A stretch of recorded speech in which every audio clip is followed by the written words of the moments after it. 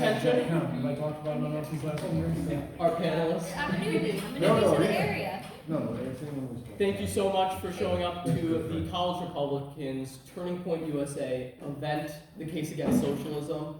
Everyone, we're going to have a couple opening remarks from our Turning Point USA president, Lacey.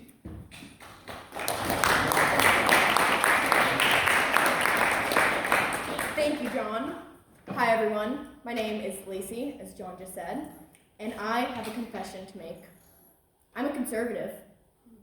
I understand to some this might be a really hard idea to grasp, and I know you might be thinking, a conservative on campus.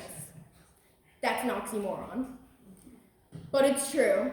Not all of us are leftist Marxists, contrary to popular opinion. Some of us do indeed pay taxes. Since the beginning of high school, I've considered myself both a conservative and a member of the Republican Party. Growing up in a conservative county in rural New Jersey, I grew up seeing and believing in a system that rewards hard work. While our economic system may not be perfect, the test of time has shown that it is the best system. Socialism hurts everyone. It is a system that has failed time and time again. Turning Point USA is a national organization that promotes free speech, limited government, and free markets. Its primary objective is to educate others about these three core tenets. When I started my Turning Point chapter roughly 1 month ago, I didn't think the pushback to this organization, and which really looks to resemble our founding fathers' vision for us as a country, would be so great and so negative. However, through all the hate and angry Facebook comments, I realize now more than ever why our chapter is so necessary. That being said, socialism sucks. Woo. Woo. Thank you so much, Lacey. I love the speech. And socialism does suck. My name is John Restuccia. I am the president of the College Republicans. I am the one that organized this event. Thank you to the help of Preston, Lacey, John in the back, Bryn, who's outside still seeing if people want to come in, and everyone else in the organization. My story is one that I'm not the most proud to admit. When I was about 14 years old, I come from a background of 2 Democrats. I myself considered myself a former socialist for a little while. And then I got my first jobs and started paying taxes. And that quickly changed. And throughout my life, there have been multiple figures who've helped me kind of reach the conservative point I'm at. The first one being George Phillips, who's on the stage right now. George was the first campaign I was able to work on, and with him, I learned probably every Jack Kemp quote in the book. He's showed me what real conservatism is like and helped me get on my path. After that, Michael Vass, the most controversial man I know and the most interesting man I know, allowed me to work on his radio show and conservative podcast, which really helped me to hone my skills and learn the arguments as well as seeing a different side to conservatism. Preston, you have a personal connection to the last speaker. Do you want to come up and talk about that a little bit? Yeah, sure. So Morgan and I go way back. We come from the same stomping grounds, Saratoga County. It's near Albany. Morgan and I met around February of 2018. She was sort of the person who got me introduced to the world of politics. Shortly after, she asked me to help out and work on her campaign, which was a very fun time. It was a grassroots campaign. We probably hit an average of 15 to 20,000 steps a day, knocking doors. Yeah. So it was a lot of fun, and Morgan, to me at least, is a very big inspiration. She works very hard at what she does, and on behalf of the Binghamton University College Republicans, we are eternally grateful that you and the other panelists took time out of your busy schedule to come here and speak to us tonight. So thank you.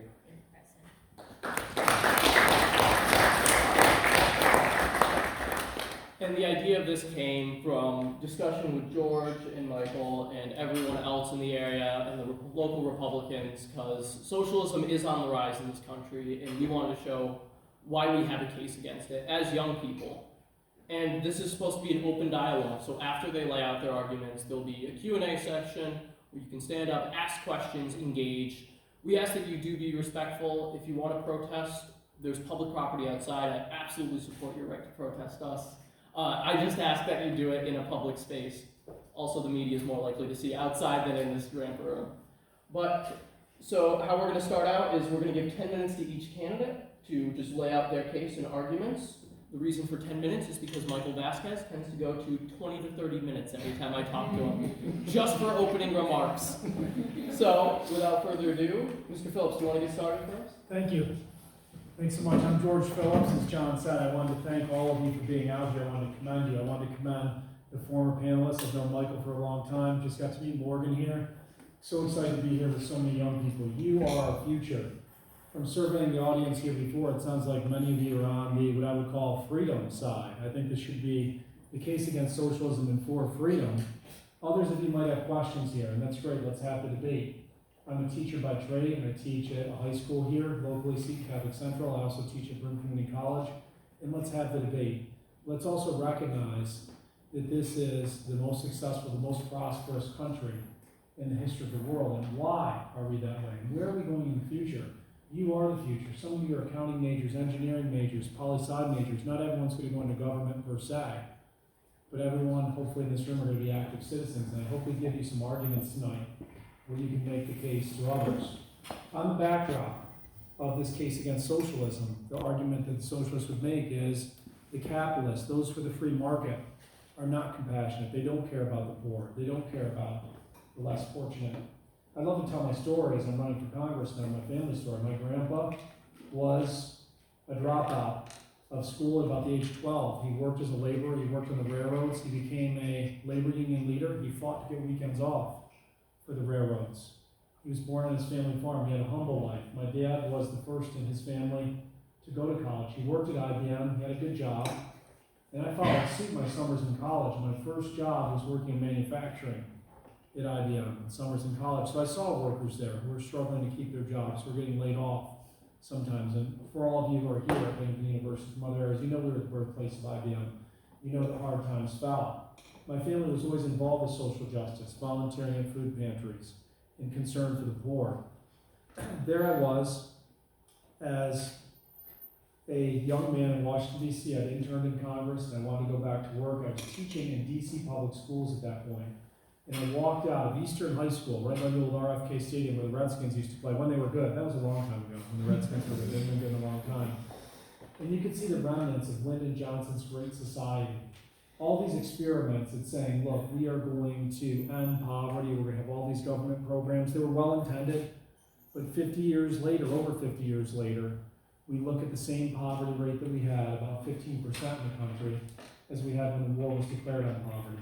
And we have too many families that have gotten trapped by government programs. Instead of a hand up, instead of a way to move off government assistance temporarily, it's become a way of life.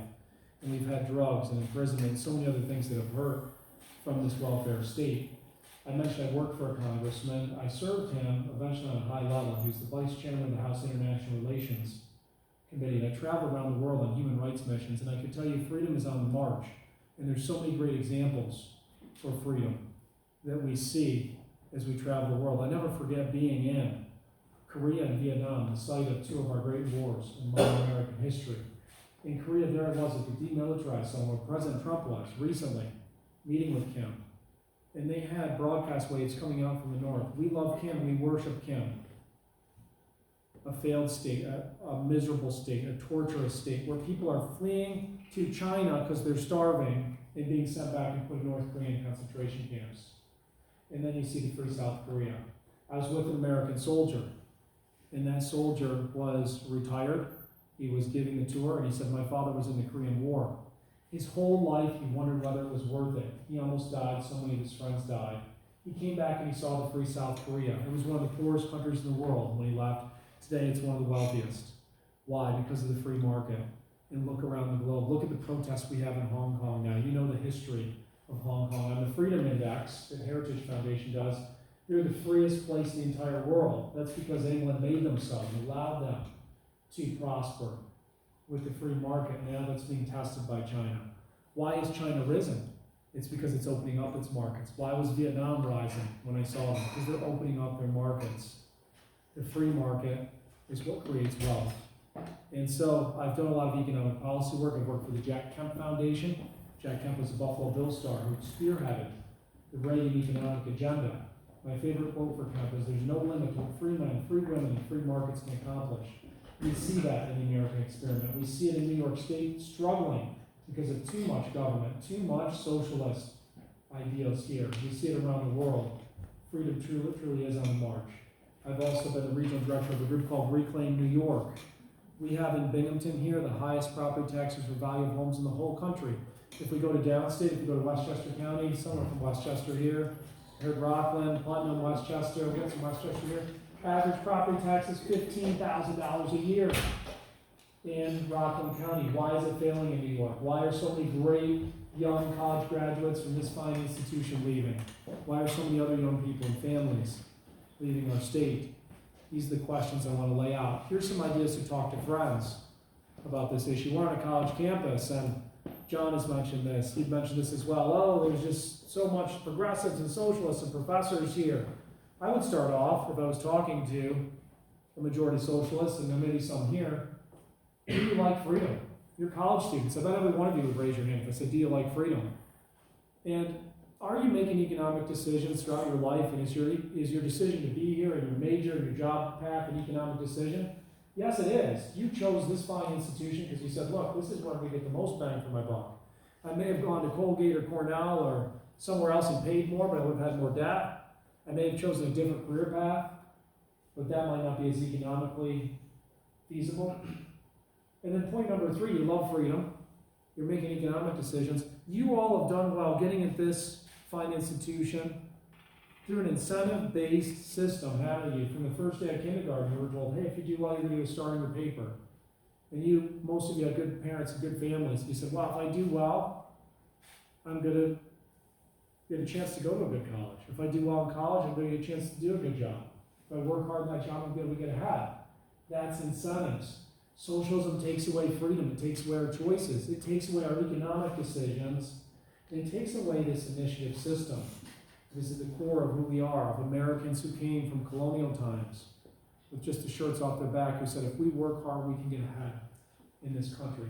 These are some of the problems with socialism. Let's go back to New York State for a minute here.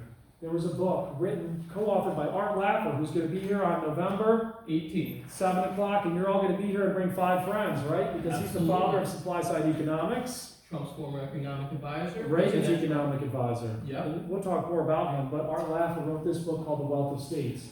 From 1991 to 2014, the average private sector job growth in the country was 24%. What do you think New York State was with Wall Street? Nationally, it's 24%. What was New York State's? 10%. 10% with Wall Street. California with Silicon Valley. Now, this is the 90s into the early 2000s. They were only 20%. Texas is 67%. Florida, 48%. Why? Lower taxes, less big government programs. New York State budget right now is twice the size of the budget of Florida. We have the most generous welfare benefits and Medicaid benefits in the country. And yet, Florida has more people now. And every day we hear about people moving from New York to Florida. What is socialism? It's government controls of certain sectors of the economy. It also could be described as redistribution of wealth. Redistribution of wealth. Neither of these things are working for the poor in New York State. We see people leaving. The free states are growing. The states that have high regulations, high welfare programs are not succeeding, and this is hurting the poor. We're here in Vestal School District here. If you didn't know that, the high school around here is Vestal Central Schools.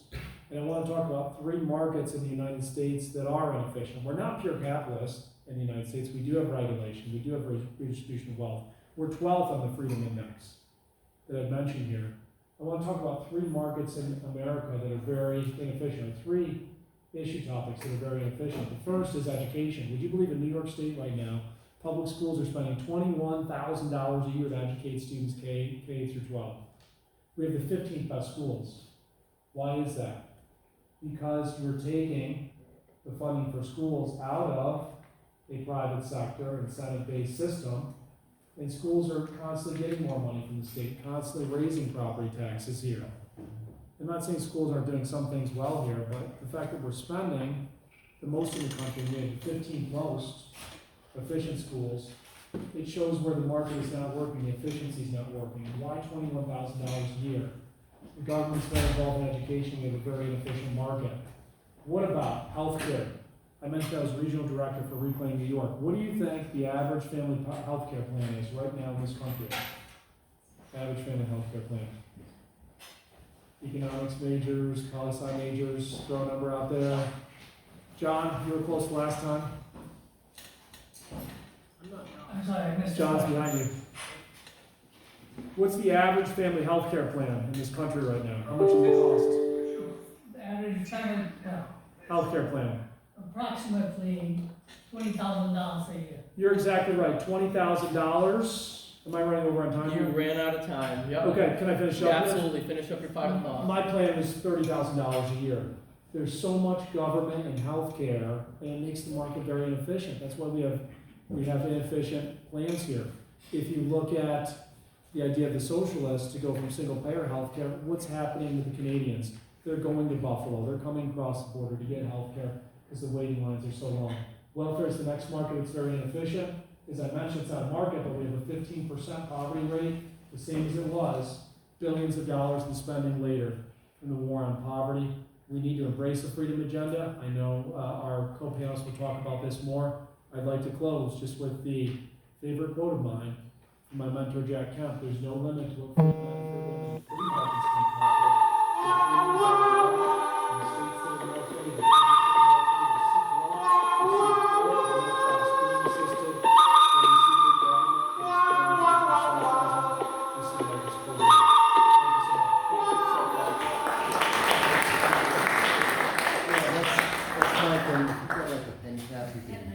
free men and free markets can accomplish. Yeah, let's just get a pen tab out. Yep, Morgan, you're up. Alright, so I'm so excited to be here. My name's Morgan Zegers. I'm the founder of Young Americans Against Socialism. I was actually born in Johnson City, and I didn't realize that that's where I would end up today, so I'm so excited to be back. I haven't been here in like 10 years. My dad is a colonel in the military, and he's in the New York Army National Guard, so we traveled a lot throughout the New York State. I was born here, and then I lived in Binghamton, Endwell, Ithaca, Vestal, now I'm in Saratoga, so right on the eastern border. My dad's service in Operation Iraqi Freedom and during 9/11 really inspired me to get involved in my community when I was younger. So in high school, I joined the VFW Ladies Auxiliary, the Veterans of Foreign Wars Ladies Auxiliary, and I became the first young officer that they've ever really known, and so I became the youngest officer known in the state at 17, and it was a really exciting time. That really started the bug in me to stay involved in my community. So from there, I got involved with the local GOP because kind of like you guys, I was a frustrated first-time taxpayer, and being a taxpayer in New York State, seeing that you're really only taking 4 days worth of pay home after working 5 days a week, and your governor is involved in pay-to-play and misuse of tax dollars, and they really don't respect the work that you put in, it made me a staunch conservative. It wasn't my parents, it wasn't anybody else or any outside forces. I came to those values on my own. And so my local GOP reached out to me and they said, Morgan, we're looking for somebody with a little spunk. Would you be interested in running for the local state assembly seat in the next few years? And I graduated college in May 2018, and so I said, I could probably pull that off if I talked to my professors my last semester. And so I worked out an agreement with my professors where every class that I missed my last semester, I would write a 3-page paper, and I would send it to them before the class. And then I worked on my capstone. I got my capstone done before anybody else in the class, and I presented it so that I didn't have to drive down to DC anymore. But for all of those classes, almost every other week, I would drive 6 hours down to DC, spend the night at my friend's house on the couch, and then I'd drive right back up to upstate New York and complete the endorsement process, which was 16 towns in the district. And eventually I became the unanimously endorsed candidate for the Reform, Republican, and Conservative Party lines. And then I met Preston, and he was literally God sent, an angel for the campaign. And we drove hours and hours every week. We door knocked 600 doors a week. That was our tight requirement, and we did it together. And he came to so many county fairs, and he went to so many random events, and God bless him. And he's really an amazing person if you ever need somebody to work with, and if you ever are looking for somebody to have on your team. So thank you, Preston, for having me today and for being my best friend on the campaign. Obviously, is my title State Assemblywoman? No, I lost. I lost by about 13%. Honestly, don't remember the numbers. Life goes on. After the campaign, I was so frustrated, but not frustrated because I lost or anything of that sort, but frustrated because I was seeing a general trend over the last year, over the entire campaign, of my generation continually supporting socialism at a higher and higher rate. And I think when I lost, it was about 51%. Now it's 58% of people our age would support socialism. And so I sat in November after the election and I said, what could I do about this? And I decided to start a 501c3, Young Americans Against Socialism. So it's a nonprofit, nonpartisan, and what I like to say is this is not Republican versus Democrat. This is common sense solutions that can have real results for everybody in our country versus socialism. Socialism versus freedom and opportunity and everything that our country stands for. And so when I started YAS, I asked around for some video people, some social media people, who should I hire? And word got around to Turning Point USA,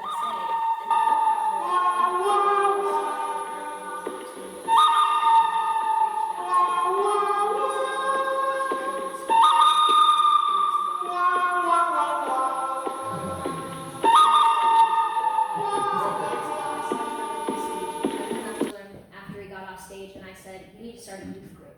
And now I want to do the same thing and help you start yours. And so it's been a real blessing having him support us. And what I thought was going to be a group that would take years and years to build up and really, gain thousands of followers and gain thousands of supporters and donors, and then to get on Fox News and to get on national news talking about what we're doing, happened in a month.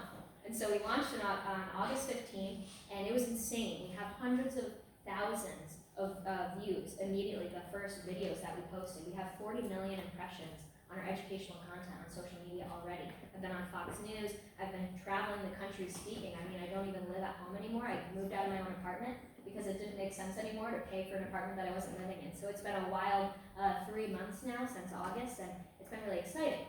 But after we got the 40 million impressions on our educational videos and our educational content, people started suggesting, Morgan, why don't you start a college course that young people can take? That'll really change their mind. That'll fix it. And I was like, yeah, everybody's really gonna wanna do that, right? That sounds really exciting. No, I don't even wanna do that. I don't even wanna take a course about that, go on a website and take a course voluntarily in my free time. And so that's where we tried to get a little strategic in what we do with YAS. We travel the country, we film the stories of people who have lived through socialism, and we're putting them on social media, and we're using social media advertising dollars. And our 2020 program is basically starting in January all through December, month by month, we're breaking down different pro-socialist arguments and why they're wrong, why capitalism and the free market and entrepreneurship are better to solve these problems combined with our democratic process of government, and then what actual common sense solutions we should work on together, both Republicans and Democrats, to find real results for the American people. It's been a really exciting time planning all of this, and what I do want to ask you guys, what we're trying to do is incorporate different stories, because there's a really important thing that socialists have to do to come to power. It's to change the rhetoric, change the meanings of things that we've always said, with words that we've always used. And so when I look on social media, I'll see Bernie Sanders post a video, and it'll say, am I really free if I have student loan debt? Am I really free if I have high healthcare costs? Am I really free if I only work my job to get healthcare insurance? Yep. You're still free. But he follows that question up with, no, you're not free. You're not free. Economic freedom brings freedom, and right now you don't have that in the current system in America. He says, freedom is Medicare for all. Freedom is student loan forgiveness. Freedom is XYZ. They're changing what freedom means to our generation. Freedom isn't freedom from repressive government anymore. Freedom is freedom from those responsibilities to pay for those things. And so we want to combat that with our own videos, with our own stories. And I was speaking at an event in Louisiana where Mike Pence actually interrupted my speech. They told me that Mike Pence is probably going to arrive during your speech, so somebody's just going to come up on stage and we're just going to send you off. And I was like, okay, fine by me. And so he ended up coming, and he literally got on stage during my speech and said, we need to fight socialism by telling the story of freedom to our generation. And that's literally what YAS is trying to do every single day. What I want to do to combat those Bernie videos that we always see is by having our stories told. Having average Americans tell their stories and send them to us. So if you guys would please, I would really appreciate this. We're trying to incorporate your stories into our educational content month by month. So if you feel passionate about healthcare, if you feel passionate about healthcare choice, if you really don't want to pay for other people's student loans, you really don't want to do that. If you want to talk about how capitalism solves and protects the environment better than socialist policies ever would, or if you want to talk about what just entrepreneurship, freedom, and opportunity in the market mean to you, please send us a selfie video, because we are going to work to incorporate all of those into our program over the next year. You can send those selfie videos to us at yas.org, and if you have any questions about it, just let me know. So thank you so much.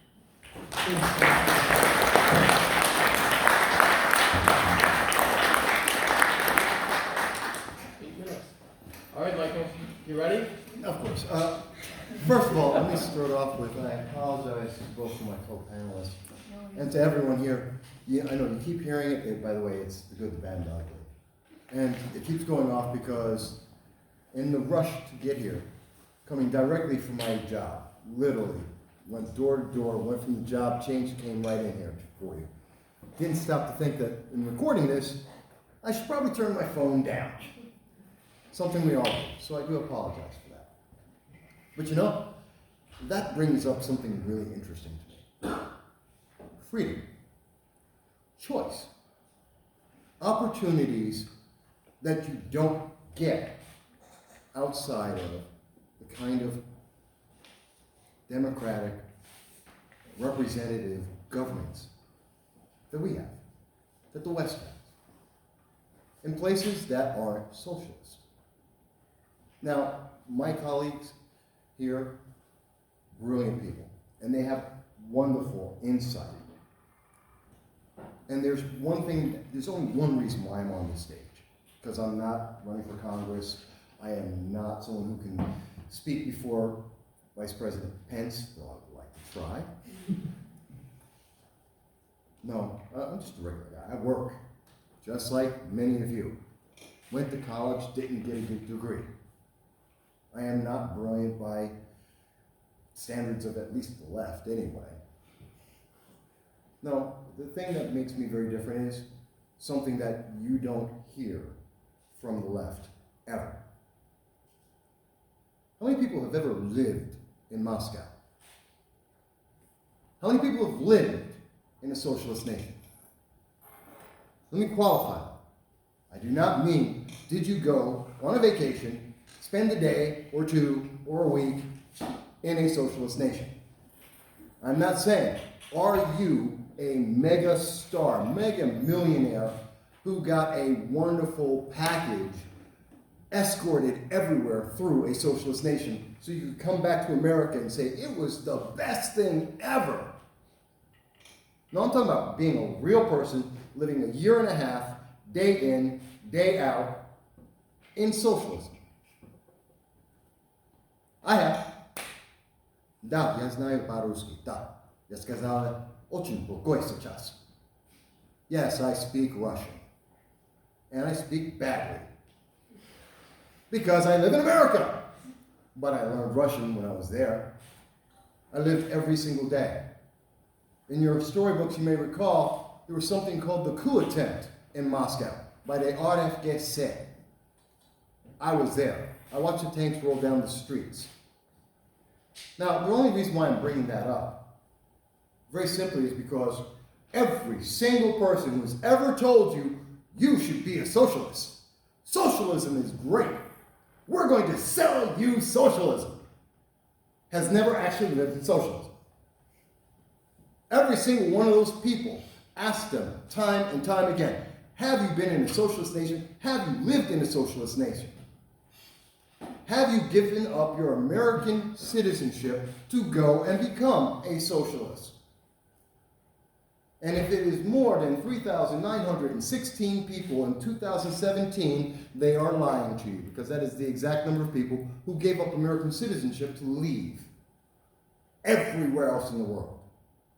Can anyone guess how many people decided to come to America from the rest of the world? Legally.